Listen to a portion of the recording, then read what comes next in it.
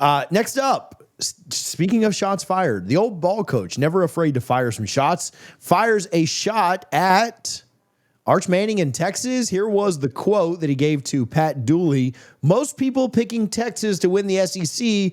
They've got Arch Manning winning the Heisman too. My question is, if he was this good, how come they let Quinn Ewers play all the time last year? And then he comments, and he was a 7th round pick, talking about Quinn Ewers. Cole, SEC guy up first. I like a Spurrier shot, don't get me wrong, but thoughts on the thoughts on Texas? Quinn Ewers was always going to play. He was never getting benched. Quinn Ewers was always going to play. He was never getting benched. Stay with me, ladies and gentlemen. Quinn Ewers was always going to play. He was never getting benched. It was bulletin board off-season chatter material for people like you, me, and Tom to go ahead and build up our boosters and our numbers in the chat and our subscription counts, and that was it. Steve Sarkisian watched as Quinn Ewers led his team to a record-setting day in the Big 12 championship before they hightailed it on over to the SEC and said, Quinn Ewers is my guy.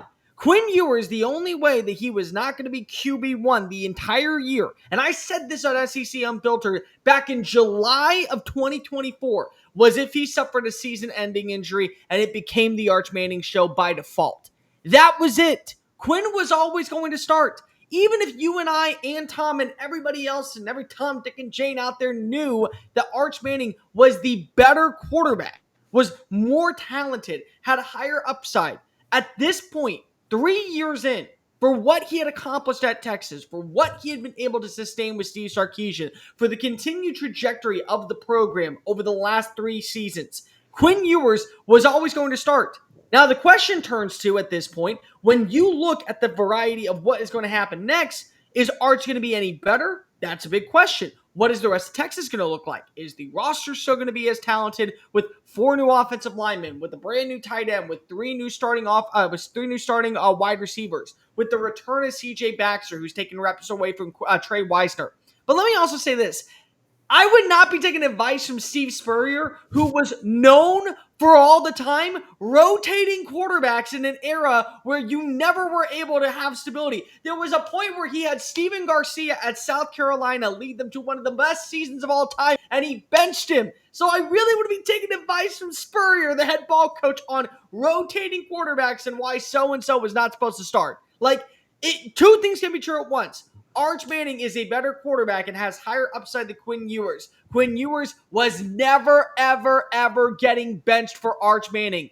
Both things are true in this sentiment. So let's just put that to the wayside, head ball coach, and save it for a rainy day. I promise you, Texas is going to be fine because Arch Manning is a better quarterback. Quinn Ewers was always going to start because he had earned the respect from Steve Sarkisian, which is something that has been done year in and year out for anybody who has worked underneath Nick Saban. I'm sorry, it just happens that way. It does. I've said it before on this show, very early in this upcoming season, the bulk of America is going to hate Arch Manning because ESPN, Fox, the talking heads are going to ram him down everybody's throat. The fatigue's already there. I think that's kind of what's behind Steve Spurrier's comment. I remember the Georgia game from last year when the Bulldogs smashed Texas's collective face into the dirt. Remember at the end of the first half when they put in Arch Manning and then they took out Arch Manning, and Arch looked like deer in headlights. Quinn Ewers didn't look much better, but he was at least a little bit more composed. You saw Arch Manning be shook at the end of the first half, and Steve Sarkisian was like, hey, let's try something. Maybe this will shake things up. It didn't. It was like, okay, let's get the kid out of there. It just wasn't their day ultimately against Georgia in that game at that point in the season. Look, the offseason is Arch Manning's friend. Had they been able to get him to a point where is he going to be as good or light years better than Quinn Ewers? We have no idea. He has got to do the small things right. And I think he has the perfect pedigree, obviously, being a Manning. He's going to get coached up. He's going to be in a good situation. He's in a good environment with Steve Sarkisian, who is quarterback friendly. So this should be set up for him to have success.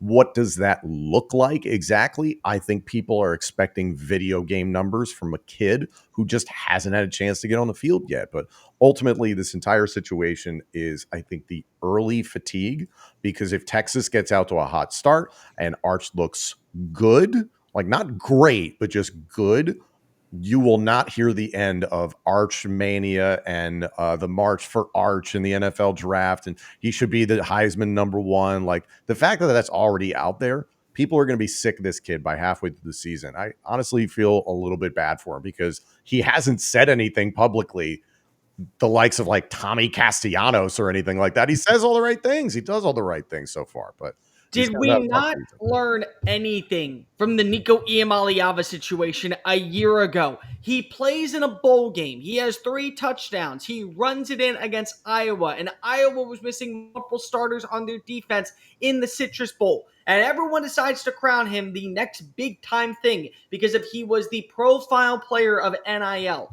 And he puts up pedestrian numbers. Tennessee is still a really good team. They still make the college football playoff. They beat Alabama. You actually watch Nico Iamaleava have 2 touchdowns against Alabama. It looks really promising. And then they crap the bed against Ohio State, who was a much more complete team. Like, again, and then people come out here and I have to defend Nico and go, dude, we never should have hiked him up. Like, we should have just let him figure things out, and then eventually it would have pandered into a pretty good situation for him this year because it was his first year starting.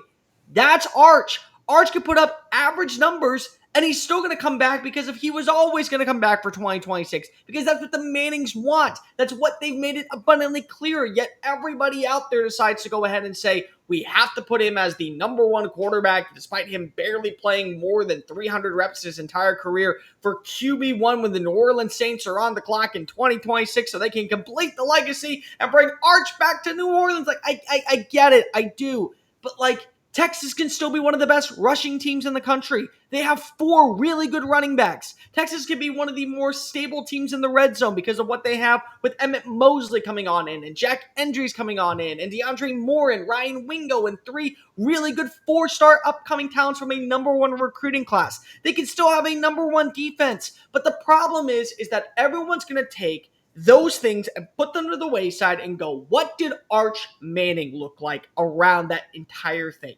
Because if we did it with Nico Iamaleava, we're at a point where I'm having to go back and now defend Quinn Ewers because if Quinn was not a bad quarterback. Quinn was a very solid quarterback, and Quinn did a lot of things for the University of Texas. So much so that he was okay being a 7th-round pick to be forever remembered on the 40 acres as a legend rather than tarnish his legacy and get paid $6 million to play for a Florida State or a UNC or another program. He wanted to be remembered as a Longhorn. Yet so many Longhorns are like, screw this guy. He was the #1 quarterback you ever got in the recruiting rankings. And he got you to a conference title. He got you to a conference victory. He left the Big 12 with a record-setting number in that conference game. People seem to forget about that. He put up record-setting numbers in the Big 12 as a double bird on his way to the SEC. And he was a drive away from taking you to a national championship. Like, my God,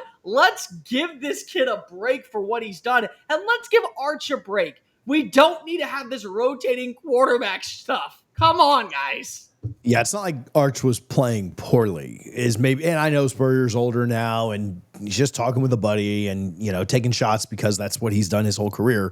But yeah, I mean, they who played the best against Ohio State in the playoff? I mean, it was Texas, why would you have ever gone to there was no reason to ever move off of him. It does set up a fun matchup in the Swamp with Spurrier's Gators, which he's still around there, obviously in Gainesville. I don't know if he still has that office in the buildings or if Napier's kicked him out for saying dumb stuff or not. But I do think that it sets up an interesting matchup. Not that it wasn't already interesting with Lagway and Arch in the Swamp in a game that, Texas will likely be favored in.